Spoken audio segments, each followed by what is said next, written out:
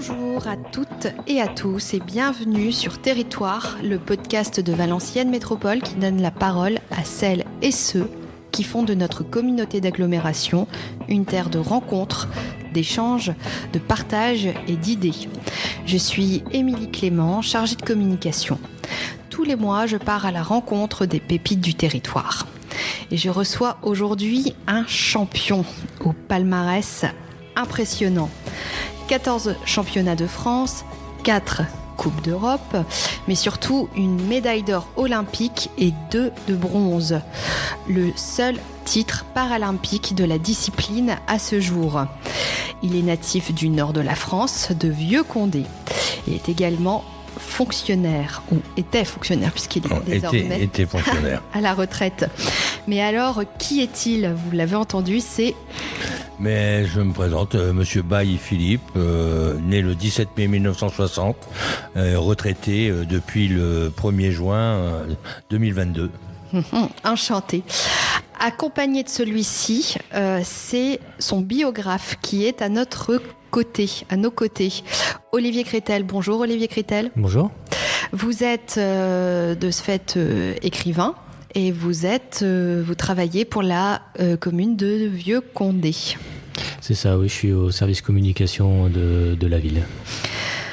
Alors, avant de donner la parole à Philippe Bay, je voulais savoir, Olivier, ce qui vous a amené, vous qui êtes fonctionnaire territorial ou qui vous travaillez dans la fonction publique territoriale, à consacrer votre premier ouvrage à ce sportif de haut niveau. Est-ce que vous pouvez nous raconter la petite histoire ?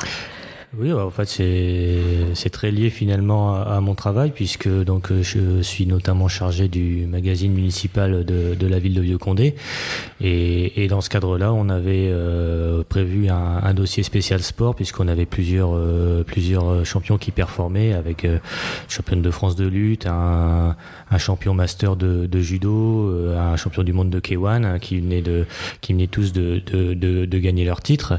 K1, K1, c'est une espèce de boxe taille, on va dire. D'accord. J'espère ne pas dire de bêtises pour les spécialistes. Et de ce fait-là, on était sur un dossier spécial sport pour mettre en valeur tous ces champions. Et dans ce cadre-là, j'avais 1 ou 2 portraits supplémentaires disponibles pour ces pages. Et j'ai cherché un petit peu. Je suis tombé sur Internet, sur un blog un peu obscur qui souhaitait un bon anniversaire à Monsieur Philippe Bay, né à Vieux-Condé en 1960. Je regarde le palmarès, je tombe sur un palmarès bien fourni. Alors après, j'ai appris qu'il était encore trop faible par rapport à la réalité. Je me renseigne un petit peu dans la commune, personne ne le connaît. Donc en fait, il faut savoir que Philippe est parti vers ses 15 ans à peu près de la ville pour vivre sa vie. Donc il est un peu sorti des radars de la commune. Donc je contacte avec quelques difficultés Philippe, j'obtiens son numéro de téléphone. Je l'appelle pour lui proposer de faire un petit article dans le magazine, une petite colonne. Et là, on aurait dit un enfant tout content. Il était fou de découvrir, de savoir que sa ville voulait faire quelque chose. Sa ville de naissance voulait faire quelque chose sur lui. Donc on reprend rendez-vous, on commence à discuter et pour ma petite colonne de quelques signes, il me part 1h30. Ouais, donc le contact est bon. Oui, ça se passe plutôt bien. Il me raconte beaucoup de choses et puis finalement, après la sortie de ce magazine, je cogite un petit peu. Pourquoi pas dans l'idée d'écrire quelque chose. Je me vois pas écrire un roman parce qu'il faut tout inventer. Là, il y a une histoire qui me paraît sympathique. Donc, quelques mois plus tard, je le recontacte. Je lui explique un peu le projet. Et là, il me dit, écoute, ça tombe très bien. Enfin, écoutez, à l'époque, on se voyait encore.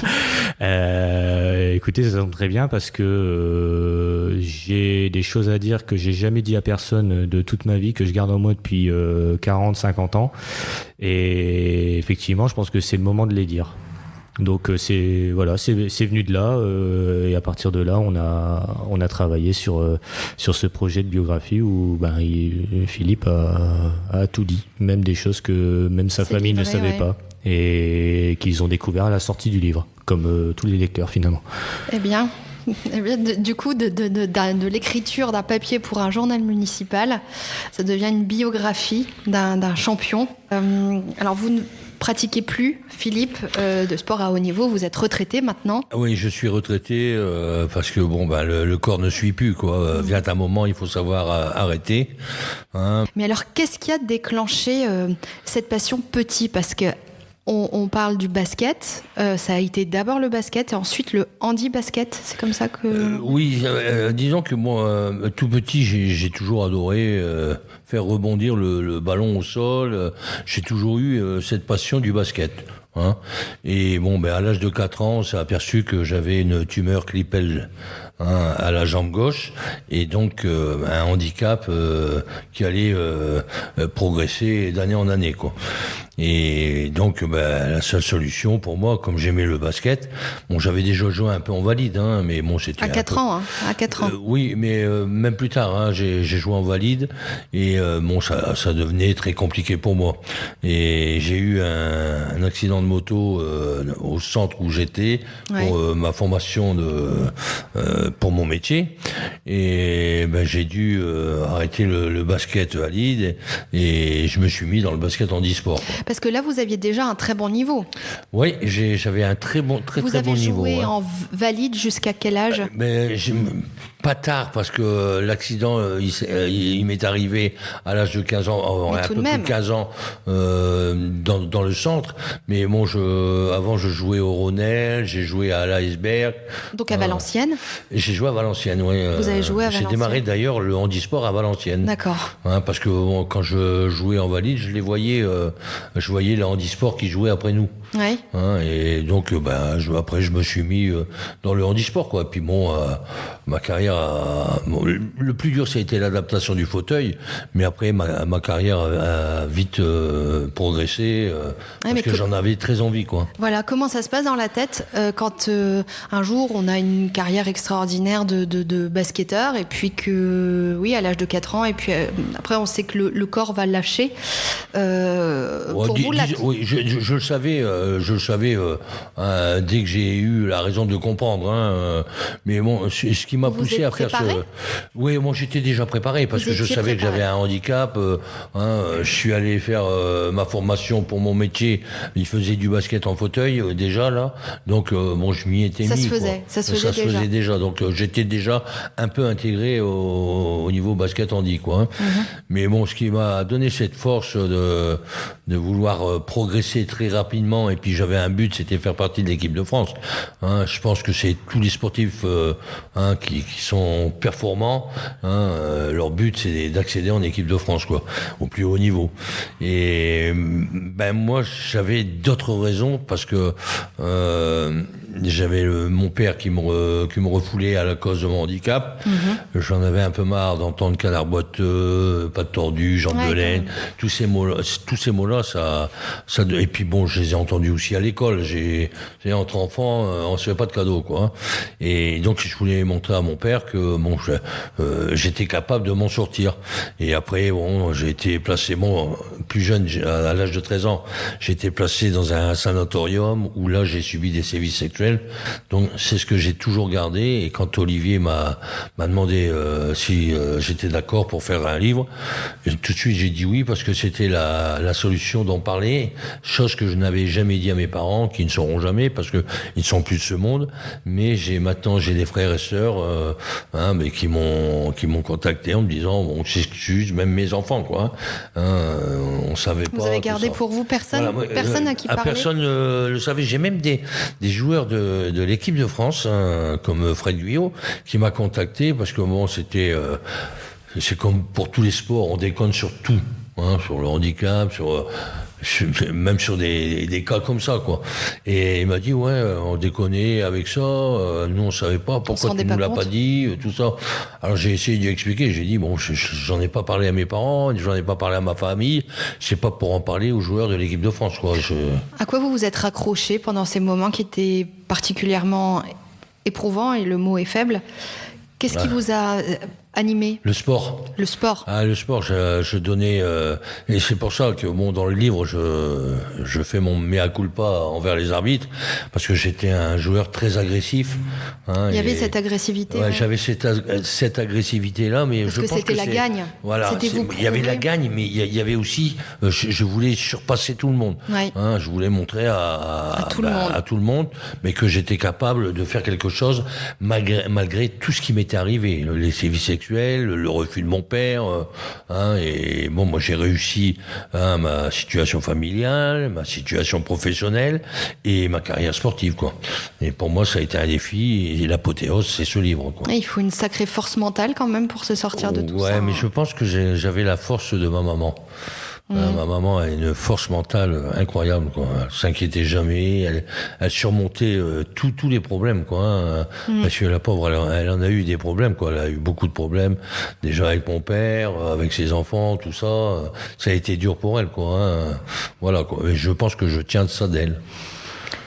Et vous, Olivier, qu'avez-vous découvert que vous n'imaginiez pas découvrir en écrivant sur Philippe? Sur vous-même, sur le sport, sur... sur moi-même. Déjà que j'étais capable de sortir 340 pages de livres. En fait, moi, depuis que je travaille à Vieux-Condé, ce que j'ai repéré, c'est que, alors je sais pas pourquoi, mais les gens me parlent. C'est-à-dire que quand on travaille sur le magazine de la commune, on n'est pas dans l'idée forcément de ne parler que des actualités de la municipalité. On est aussi à la recherche de personnes qui font la ville aussi, ouais, pour mettre en valeur également la commune par d'autres biais, parce que quelqu'un de la commune qui performe, ça rejaillit sur la commune. Donc j'ai rencontré pas mal de monde. Je suis pas moi-même de Vieux-Condé, j'habite à Sebourg, donc ça reste Valenciennes Métropole, mais c'est pas c'est pas Vieux-Condé. Et j'ai découvert des différentes personnes qui méritent d'être découvertes, et qui à chaque fois me parle pas forcément du sujet pour lequel je suis venu au départ. Je pense notamment à une personne qui est artiste, sculptrice, peintre, etc., que j'ai rencontré, et que maintenant je pense je peux appeler une amie, alors qu'au départ on était là pour parler d'un prix qu'elle avait gagné pour une de ses sculptures. Donc moi c'est ce cheminement là que je retiens. Et sur Philippe, oui, j'ai forcément découvert son histoire au niveau du sanatorium, comme il en a parlé. J'ai découvert aussi j'ai découvert finalement le handisport, parce que je regarde du sport, j'en fais pas particulièrement, mais j'aime bien l'aspect tactique des sports, notamment les sports US, des choses comme ça. Donc en basket, je regarde notamment la NBA, je connais bien, mais le handisport, je suis pas plus sensibilisé que ça à la base. Et j'ai envie de dire un peu comme tout le monde, c'est-à-dire que là, effectivement, on les met peut-être plus en avant en ce moment avec les Jeux Olympiques. Les Jeux, ouais. Mais parfois, quand on demande à certaines personnes ou même à des enfants, tu connais les Jeux Olympiques, ils vont te répondre oui, et tu connais les Jeux Paralympiques, il va y avoir un temps de réflexion. Et là, effectivement, il y a une mise en avant un peu plus forte en ce moment. Maintenant, on reverra dans 6 mois, une fois que ce sera passé, si on n'en reparlera pas que dans 3 ans et demi. Donc, ce qui est intéressant aussi dans ce parcours, c'est pouvoir aussi parler de ce handisport. C'est des personnes qui finalement performent parfois plus que des valides, qui sont pas forcément aidés autant que des valides, et qui pourtant ont plus de difficultés de départ pour faire leur sport, et qui performent autant. Par exemple, juste un petit exemple, on parle souvent des barjots du handball comme première équipe championne du monde en sport collectif en France. C'est pas vrai. C'est l'équipe d'handi-basket, alors l'année je sais plus. L'année en 91 à Bruges. En 91 à Bruges, l'équipe de France d'handi-basket est championne du monde. Bon, Philippe y était pas, parce qu'il a jamais été champion du monde, Philippe. Non. Mais voilà, la première équipe de sport collectif championne du monde, c'est pas les handballeurs. En 95, je crois. C'est 95. 95. C'est le handi-basket en 91. Mais ça a fait 3 lignes encore, avec un peu de chance, dans les journaux même spécialisés. Et vous qui avez connu un peu les deux mondes, quand vous avez participé, donc c'est aux Jeux paralympiques où vous avez eu une médaille, vous avez vu la différence, est-ce qu'il y a des univers différents ? Est-ce qu'il y a des traitements différents ? Je peux pas faire une comparaison avec les Jeux olympiques et les Jeux paralympiques au niveau sportif. Je parle là. Ouais. Je vais faire une comparaison au niveau média, au niveau médaille. Il y a un fossé, quoi. Moi, je me souviens quand j'étais champion olympique en 84, j'ai eu un chèque de 250 francs et les valides pour cette même médaille, le même drapeau, parce que c'est le drapeau tricolore que je supporte. Et avoir 25 000 francs, c'est pas la même. C'est pas le même. Alors je sais pas si maintenant les primes sont pareilles. Bon, j'ai pas trop l'habitude de parler d'argent dans un sport. Moi, j'ai fait mon sport parce que j'aimais la pratique du basket. Mais il faut savoir aussi que les joueurs qui font partie de l'équipe de France ont la chance de se faire payer le fauteuil. Un fauteuil vaut entre 6 et 7 000 euros. Ouais. Tandis que les joueurs qui sont bons mais qui font pas partie de l'équipe de France sont obligés de se le payer le fauteuil. Et c'est pas permis à tout le monde, quoi. Voilà. Et vous avez continué votre carrière parce que vous étiez fonctionnaire aussi. J'étais fonctionnaire. J'ai travaillé pour la ville. J'ai commencé pour la ville de Douai. Ensuite, j'ai travaillé pour la ville de Crégis-les-Maux. J'ai travaillé pour la ville de Toulouse et ensuite la ville de Bordeaux. Comment ça se passait vos journées à cette époque-là ?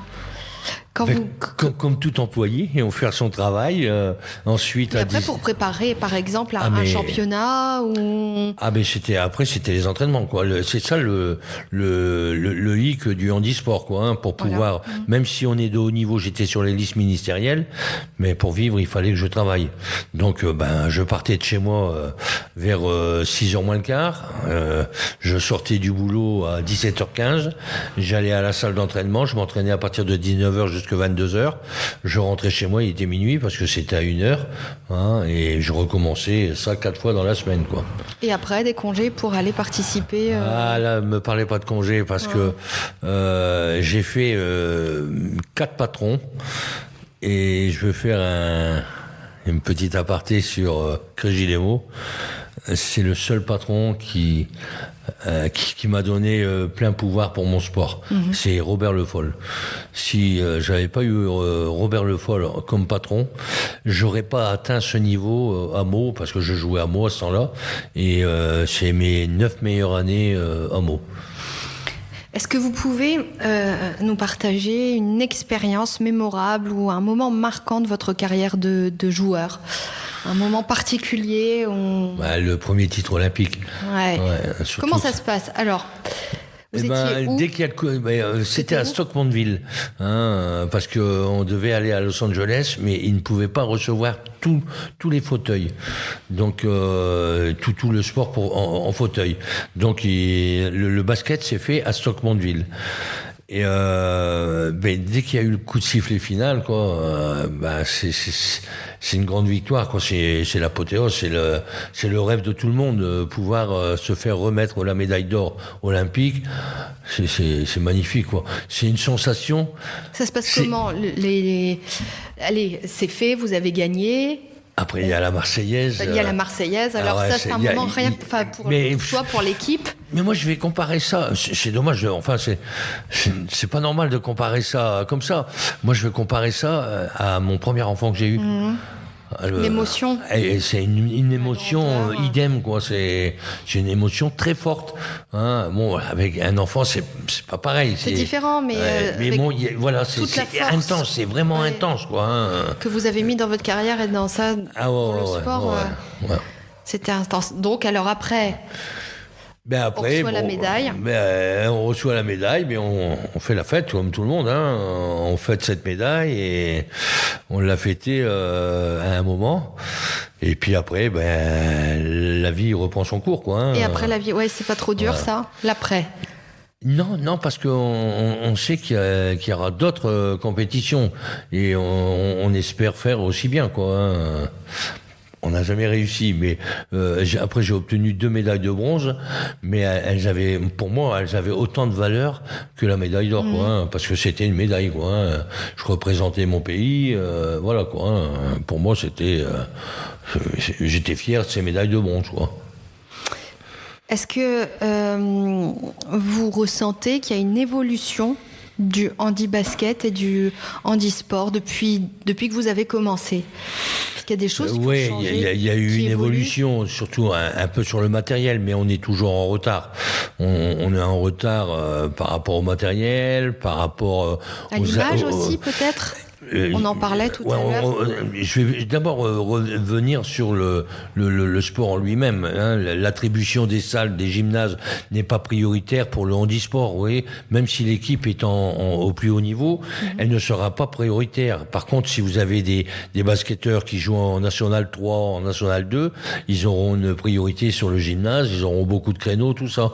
C'est pas le cas des handisports. Même s'ils sont champions de France, même s'ils ont obtenu la Coupe de France, même s'ils ont été champions d'Europe, ils auront leurs 2 créneaux, voire 3 créneaux, parce que ça c'est en France, mais ailleurs dans le monde, puisque vous avez quand même voyagé. Alors, mais j'ai jamais signé. J'aurais pu signer dans des clubs étrangers. Je l'ai jamais fait. Et bon, c'est peut-être un regret pour moi, parce que ce soit les Italiens, les Anglais, les Espagnols, les Allemands, les Turcs, tous les pays européens, hein, quand ils font venir des joueurs, c'est des entraînements le matin, repos le midi, entraînement l'après-midi et le soir. Et ça tous les jours. C'est pour ça que le niveau, je vois le niveau des Iraniens où on ne voyait jamais, le niveau des Japonais où on ne voyait jamais en haut de l'affiche, quoi. Ben, ils sont au-dessus des Français maintenant. En handisport ? Ah ouais, en handisport, ouais. Maintenant, quand on rencontre l'Iran, ben on n'y va pas la fleur au fusil, quoi. On est obligé de se battre pour gagner. Et c'était pas le cas avant. Les Argentins, c'est pareil, quoi.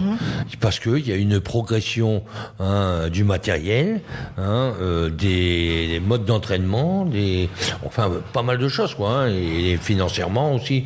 Je vois les Anglais, ils ont une bourse de 20 000 € par an, hein, pour pouvoir se présenter au stage, mais c'est obligatoire. Ils sont obligés de faire tous les stages, hein, même s'ils ont quelque chose, ben voilà, ils ont une bourse pour ça. En France, moi, quand je jouais avec l'équipe de France, ben, j'étais de ma poche, quoi. Hein, je payais. Et on sent bien que l'argent, c'est quand même, c'est pas la première fois que j'entends ça, que l'argent conditionne aussi la part qu'on va donner au sport, quoi. Ben ouais. Bon, je vais pas accuser la fédération, parce que elles ont peut-être pas les sponsors adéquats que les valideront, quoi. Hein.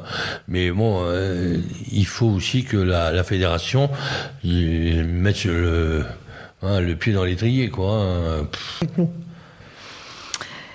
Comment pensez-vous que le handisport peut contribuer à sensibiliser justement le public aux défis auxquels sont confrontées les personnes handicapées ? Bah déjà, si le sujet du handicap n'était pas un sujet tabou... C'est ça, c'est le tabou aussi. Voilà, au niveau de la France, quoi, parce que je pense que c'est un sujet tabou. Hein. Il y a des moments, je dis, moi, j'ai été champion olympique, j'ai une médaille d'or. Ah bon ? En quoi ? En basket ? Ah bon ? En handisport ? Ah ouais, en handisport. Oui, on sous-estime le handisport, quoi. Mais il faut comprendre que tout athlète handisport est obligé de travailler pour gagner sa vie, quoi. Il n'est pas payé pour son sport. Oui, c'est ça qu'il faut comprendre. Voilà. Donc c'est qu'en plus, en plus de travailler, parce que c'est quand on entend la préparation sportive pour les joueurs, là j'en entendais certains pour les JO, c'est du non-stop. Ah oui, c'est du non-stop. Il n'y a pas de boulot à côté. Alors, pas de boulot, il n'y a rien par la fédération, ils n'ont pas de subvention, à part quelques-uns qui vont réussir à trouver des sponsors, mais c'est très rare. Et le sacrifice de la famille aussi. Les gens qui travaillent, moi je travaillais dans certaines mairies, mais j'étais obligé de prendre sur mes congés. J'arrivais aux vacances, mais non, j'étais obligé de travailler parce que j'avais pris mes congés pour les stages, pour le championnat, tout ça, pour les Coupes d'Europe. Et bon, ça a amené certains problèmes au niveau de couple, quoi. Est-ce que vous avez un regret? Quelque chose que vous n'avez pas réalisé, quelque chose que vous auriez aimé réaliser? Disons que j'ai un regret, oui, mais je l'ai réalisé. Mais le seul regret que j'ai, c'est que mes parents soient pas là pour voir comment je suis devenu maintenant, quoi. J'aurais aimé que, surtout mon père, j'aurais aimé qu'il voit. Vous l'avez perdu jeune? Oui, moi j'avais 18 ans, il avait 49 ans quand mon père est décédé. Ouais. Donc il n'a pas vu toute votre carrière? Ah non, mais même ma maman, ma maman, elle a vu une partie de ma carrière, quoi. Hein. Mais mon père, lui, il a rien vu. De toute façon, il s'en foutait, quoi. Hein. Mais même ce que je reproche aussi à ma famille, quoi, c'est de ne jamais avoir attaché une importance à mon sport. Hein. Maintenant, oui. Mais j'en fais plus, alors donc j'y attache. Non, mais ils se rendent compte, le livre a été aussi un petit peu un élément déclencheur. Révélé, ouais. Et après, maintenant, ma fin de carrière, ils n'auront plus l'occasion de venir voir. Mais ils ne sur savaient les pas, terrains, ouais. Est-ce que vous avez quelque chose à ajouter, tous les deux? Mais je remercie Olivier. Du fond du cœur, je le remercie parce que je suis content de mon livre, enfin, de mon histoire. Ouais, on peut le citer du coup, on peut donner le titre. Ah oui, c'est en roue libre, c'est de l'or paralympique. Non. L'instant promo, tu le laisses au chargé de communication. Non, ça s'appelle donc Philippe Baye en roue libre, des cités ouvrières du Nord à l'or paralympique. Ouais. Et c'est paru chez TAS Éditions qu'on souhaite aussi citer, puisque c'est alors quand on parlait d'alignement de planète par rapport au projet et mon envie d'écrire l'histoire de Philippe, son envie de parler, etc. En parallèle, on a une maison d'édition qui se crée en 2021 ou 2022, qui est spécialisée dans le sport et handicap et qui nous choisit comme premier ouvrage de son catalogue. C'est pareil, si on avait voulu faire le livre 3 ans avant, je pense pas qu'il serait forcément sorti, puisque c'était le bon moment. À côté de ça, une maison d'édition classique, alors je vais pas faire de parallèle par rapport à ce qu'on disait tout à l'heure sur le handisport et les médias, mais effectivement une maison d'édition classique ne s'intéresse pas à un triple médaillé olympique de basket fauteuil.